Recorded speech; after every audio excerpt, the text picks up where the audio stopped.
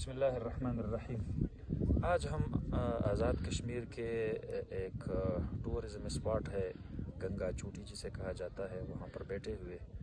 نماز پڑھ رہا تھا تو نماز کے بعد ایک نظر پڑی، ایک خیمہ لگا ہوا ہے اور ساتھ کچھ ممالک کے جھنڈے ہیں۔ تھوڑا سا اس پر میں آپ سے بات کرنا چاہتا ہوں۔ فلسطین کا جھنڈا ہے، پھر کشمیر کا جھنڈا ہے، اور پھر ترکی کا جھنڈا ہے، پھر آزاد کشمیر کا جھنڈا ہے، اور پھر چائنا کا جھنڈا ہے، اور پھر پاکستان کا جھنڈا ہے۔ اس سے آپ مستقبل میں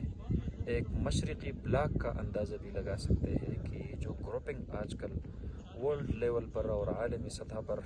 ہو رہی ہے، اس میں مغرب کے مقابلے میں ایک مشرقی گروپ جو ابھر رہا ہے، اس میں پاکستان، چائنا، ترکی اور ساتھ ساتھ فلسطین،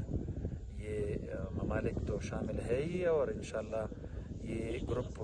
آگے بڑھتا جائے گا اور ایکسٹینڈ ہوتا جائے گا، اور اس میں اور بھی